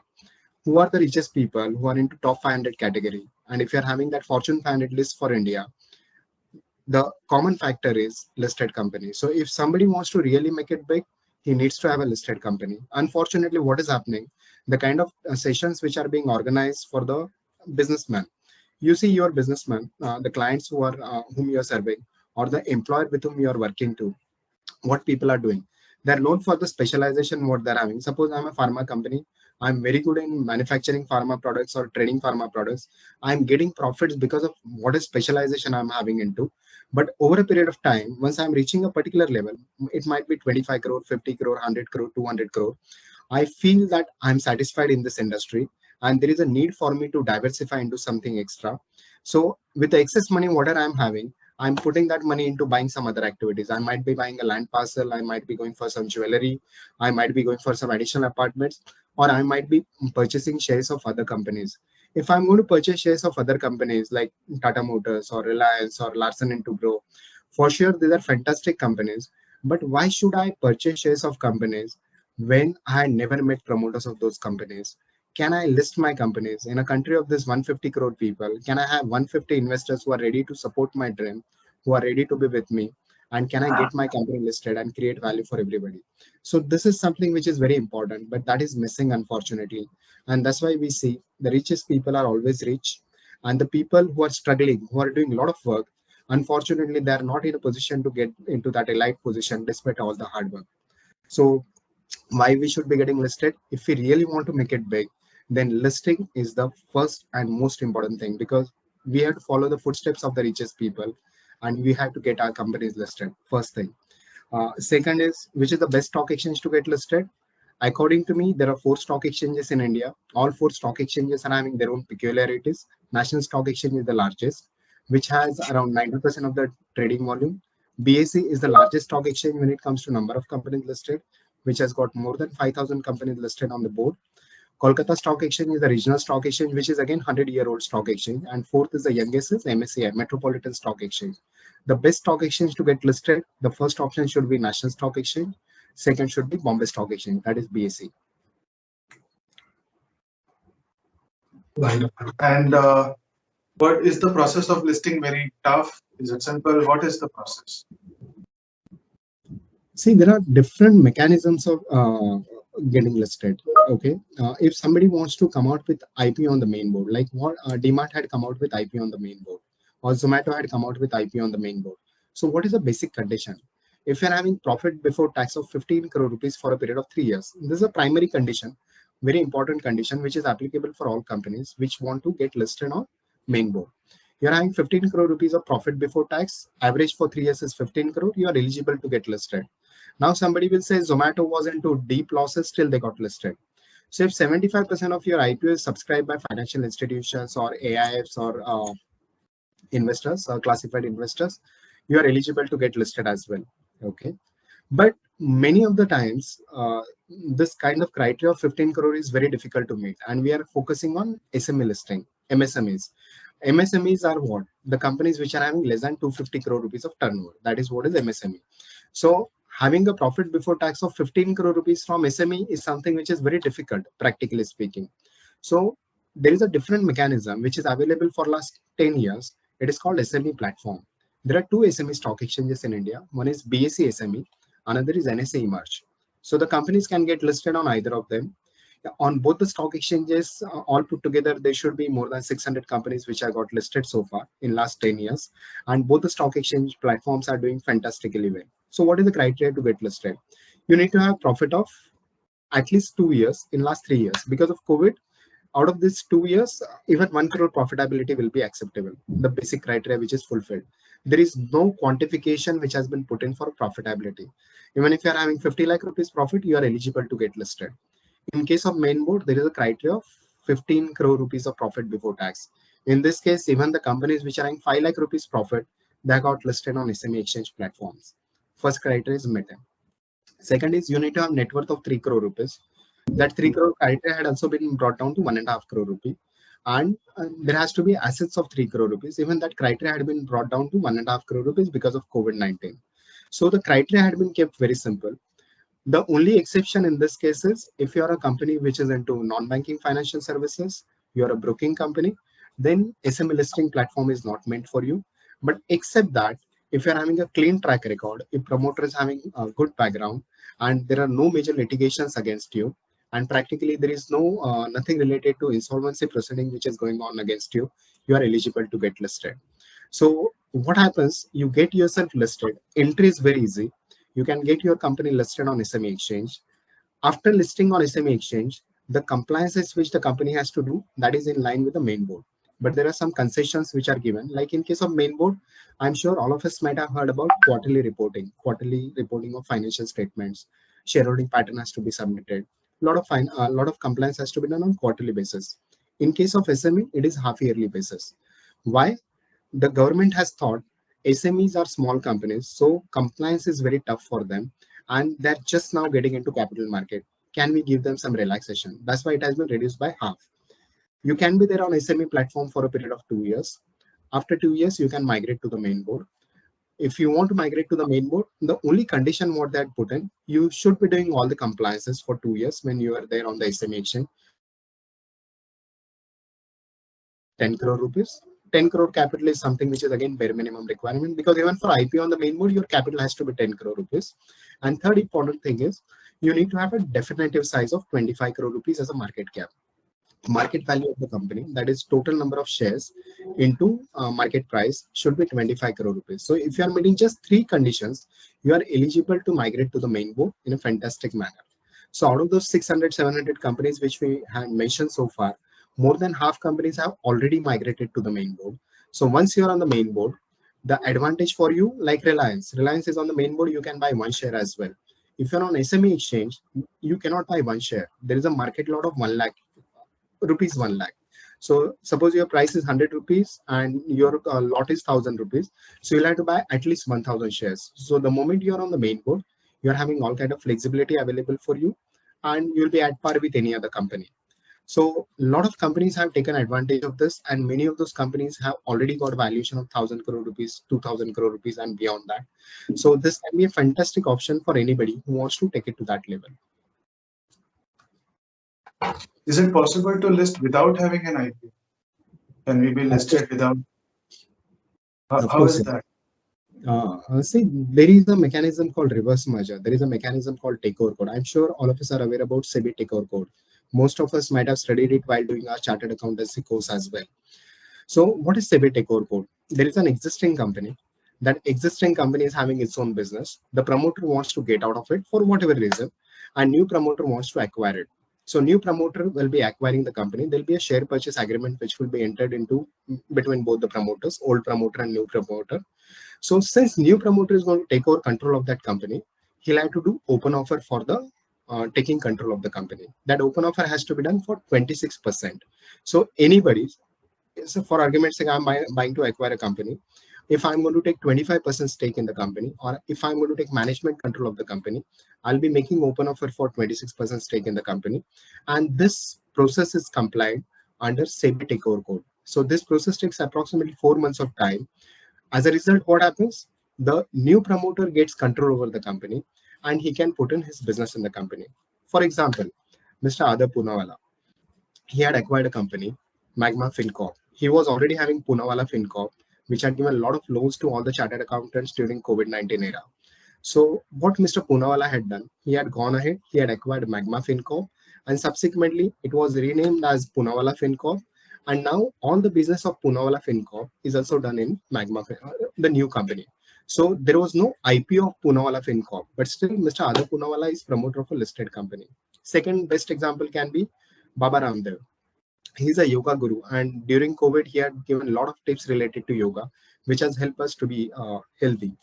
And if we see the practical approach, what Patanjali had done, in fact, he had given a fantastic corporate lesson to all the professionals.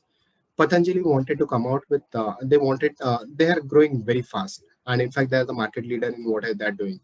Historically, if you see, there had been a lot of news items. They wanted to access capital. They wanted to access private equity funds. Even Blackstone and many other funds had shown interest in the process. A lot of Google articles are there.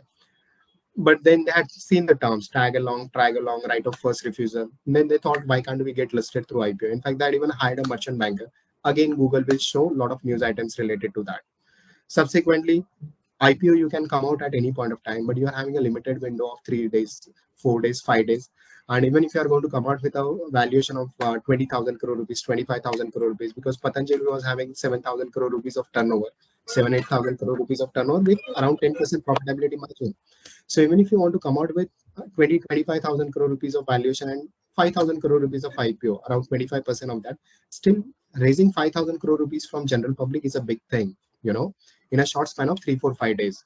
So what Patanjali had smartly done, during December 2019, that acquired a company called Ruchi Soya. That company was acquired through insolvency process with the blessings of the National Company Law Tribunal. At that point of time, if you see the price, it was 15 rupees. So I'm speaking about December 2019, price was 15 rupees. June 2020, just 6 months down the line, the price became 1500 rupees. Patanjali got 99% control over it.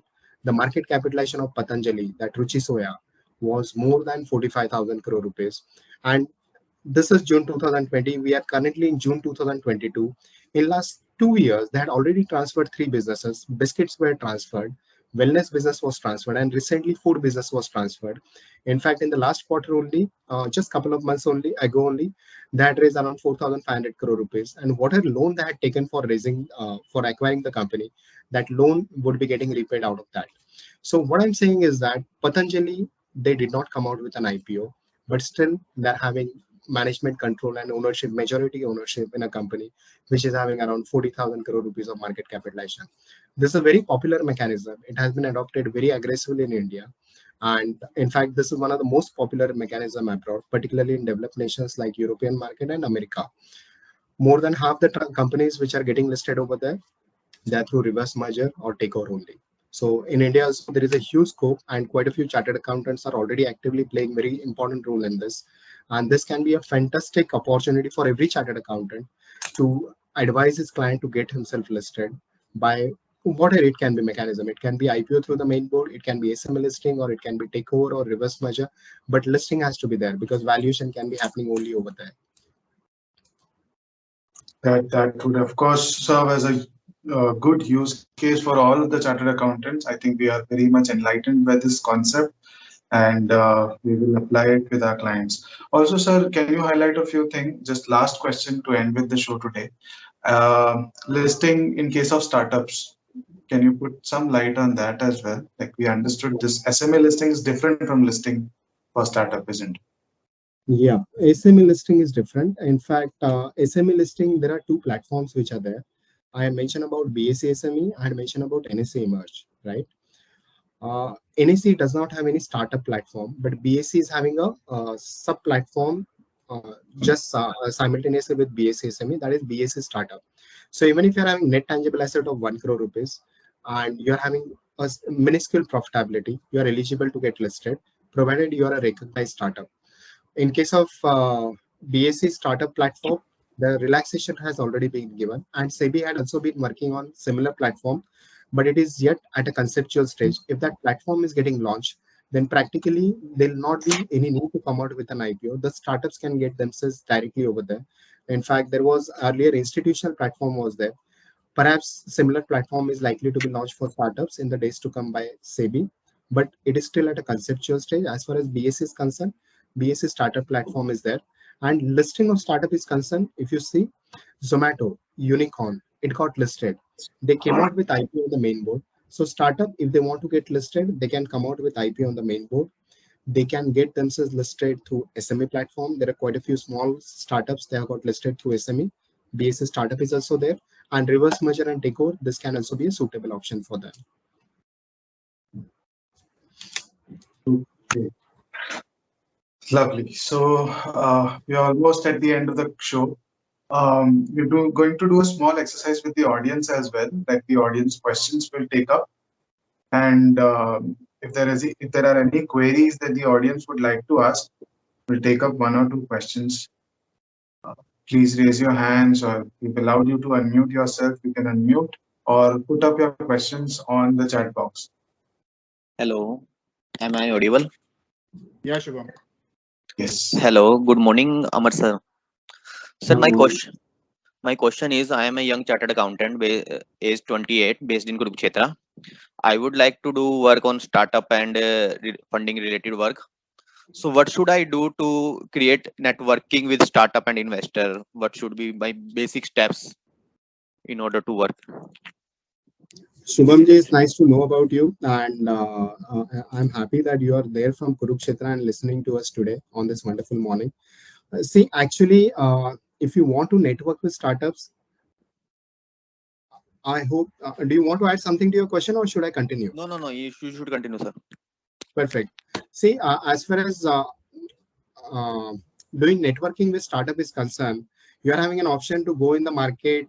Then there are different platforms like BNI is there, BNP is there, and startup meets like TIE is also organizing regular meets with the startup. You can be part of them.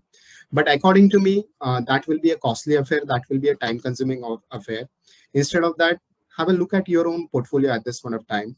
There'll be a lot which will be there with you. Can you identify some of the clients which will be eligible to get registered as a startup? And if you can help them to get as a recognized startup, which is a second stage, registration can be done instantly. Recognition adds some value, which will help you to access all the benefits under that Startup India program. You can help them to do that. And thirdly, if you can get them into different kind of a category, like getting angel tax benefit, ATIS benefit, you will be top of the town, because there are less than 500 startups which are having ATIS benefit, and those startups are actually in great demand from the investor. So if you're going to do that, even if you're going to have 2 success stories out of your own portfolio, practically speaking, you'll be having a fantastic popularity in the market, because this is something in a country which is having around 3 lakh plus chartered accountants. There are hardly 75,000, less than 75,000 startups which are recognized startups. There are less than 2,000 startups which are having angel tax benefit. There are less than 500 startups which are having ATIS benefit. And if you're going to have 2 out of them, then the kind of track record which you're creating for yourself, it will be wonderful. हवाएं भी गुनगुनाएगी आपका नाम, बस करते रहो आपका काम शांति से. Thank you. Thank you very much, sir. Actually, I am also in the process of getting ATIS exemption to one of my client. Super, super. Thank you, sir. So there's another question of the moderator. If you can get that company listed, the kind of value creation, what you'll be making for that startup, it will not only help the startup to create value. And if you're having minuscule stake, 1%, 2%, 3%, it can certainly change life for in the years to come. Thank you. Okay, there's another question from Abhinav in the chat box. So he's asking, I'm starting a startup for a SaaS product. The technology part has been outsourced to a software development company. How can I protect my IPR? I'll request Atulji will be the right person on this to comment on this. In terms of protecting your IPR, and especially when you are from a non-technical background, I think it will be very important that timely filing of the IP documents, trademark documents, patent documents, and especially getting into under your brand name or your portfolio is more important, because what happens is in a lot of such cases where it is not protected well or in advance, what happens is that there are a lot of disputes of infringements that come up, especially when your product becomes much more successful. So since you are not coming from a technical background and you're more from a financial perspective, I think it will be important that if you can, there are a lot of IP consultants in case you're not doing it yourself. But otherwise, there are a lot of consultants for doing IP registrations or trademarks or patents, for which I think you can protect your software, especially in terms of what contribution that you are adding. And then because in the long run, you cannot trust what kind of claims or theft that may happen in this particular space, and especially from the background where you're coming from.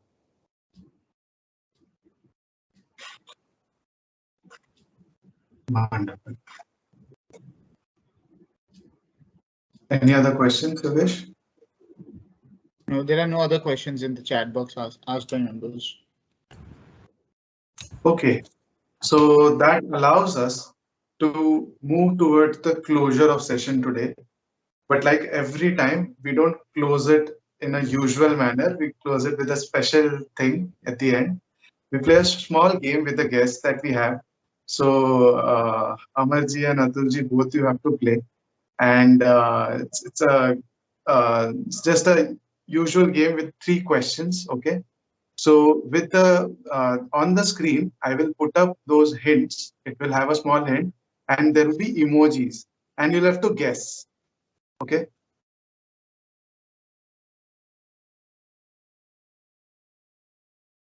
Okay. So the one who wins, Atul sir will sing. If The one who loses also Atul sir wins. So I was on information that Atul sir is a good singer and a poet. Also, we have एक छोटा नगमा तो हो जाना चाहिए sir. और आप ऐसे धार्मिक स्थल पे हो तो we will also encourage you to sing something in those angles. Okay, cool. Can we go forward? Super. Please go ahead. Okay. So on the screen is coming up certain hints. Let's see which of our speakers is able to guess. So the first thing on the screen is a movie. Okay. And you'll have to call out the movie name. Okay. And I'll be listening. Whomsoever calls out first, Yogesh will help me in this. Whomsoever calls out first will get a point. Guess this movie.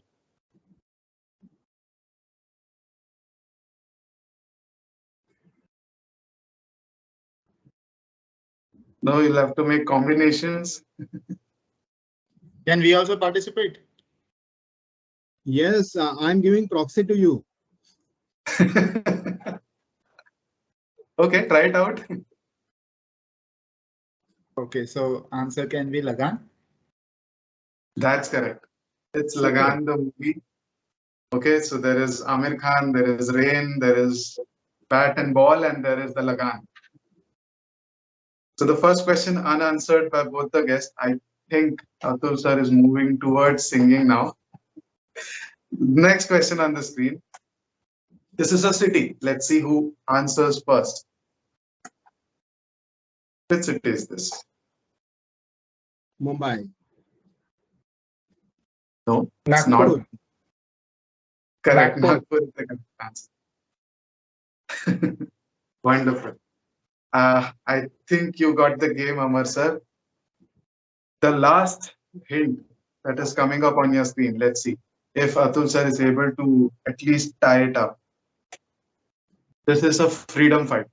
And it's a tough one. I kept it for the end. Guess this freedom fighter. Audience can also help.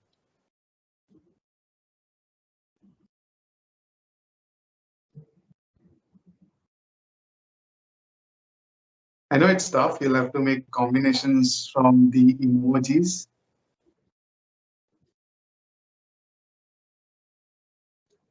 By any chance is Gandhi? Exactly. Atul sir, just beat a tie here. It is Mahatma Gandhi. No, sir, I think I gave a wrong answer. I thought it was Bhagat Singh. Oh, you gave. Oh, someone said Gandhi. Yeah, Amar sir only. Yeah. Amar. Oh, okay, Amar sir. Okay, so Amar sir wins flat by 2 points. Wonderful. And that gives you a penalty, sir. Atul sir, we request like a small, maybe a poetry or something at the end. I am so honored and of course grateful for the opportunity that I was able to share my experience with Amar sir here also. And first of all, thank you to you for organizing a wonderful event where even being in Himalayas, it gave me a opportunity to be a part of it and share whatever little experience that I have taken in last 2-3 years in this line. And yeah, but in future also, in case you're organizing any kind of meditation camp that you want to take any online, offline support from my end, it'll be again my honor and privilege. And इसी उस पे मैं एक छोटा सा एक आपको एक बस एक लाइन शेयर करता हूँ to wind up this session of yours, beautiful session of yours. जिंदगी दी है तो जीने का हुनर भी दे देना, पाँव बख्शे है तो मस्जिद का रास्ता भी देना, गुफ्तगू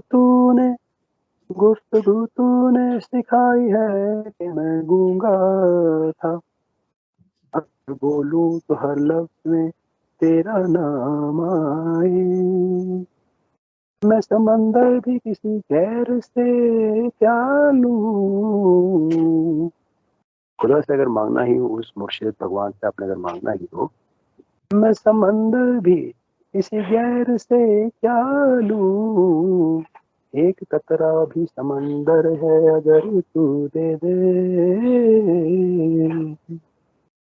तो खुदा से मांगना ही हो तो why not बंदगी first. But again, thank you so much. Thank you, Amarji, and of course from Media Road, and really obliged and of course privileged to share the dais here.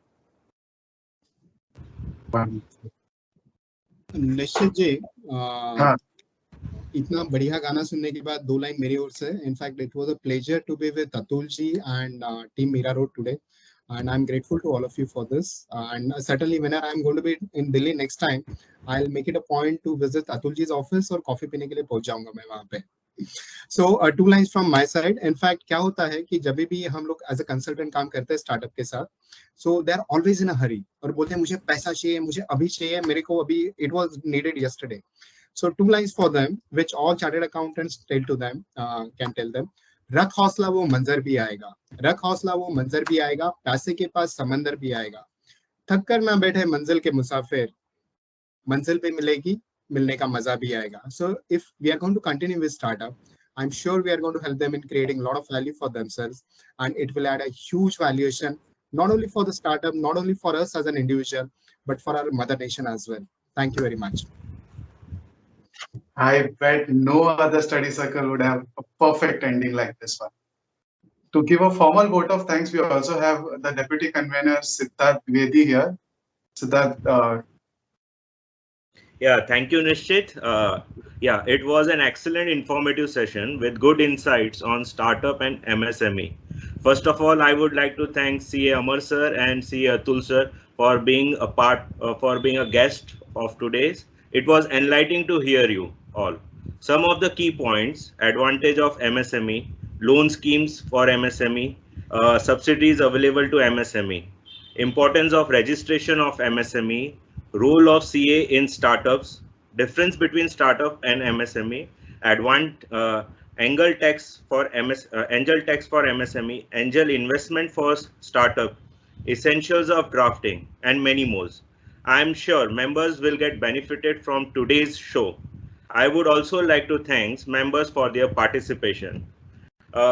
एक अमर सर ने एक चीज बोली थी, हवाएं भी गुनगुनाएंगी आपका नाम, सिर्फ करते रहो अपना काम. On this note, I would like to thank every members as well as guest for being part of this show. Over to you, Nishchit.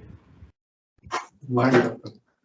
Thank you so much, everyone, for participating. It's a Sunday morning. It's very difficult to participate, but still, it's a good level of participation that we had.